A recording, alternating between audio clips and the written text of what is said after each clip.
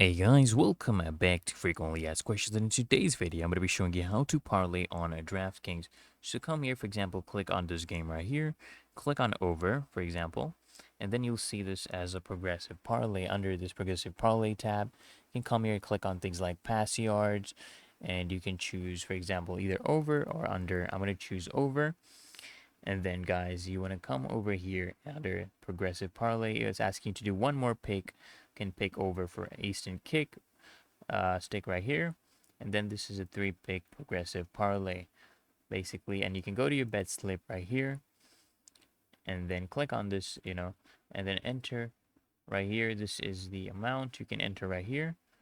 And boom, guys, you want to place the bet, and it's really that easy and simple, and the bet will go through. You just want to press done, or you can share it with your friends as well.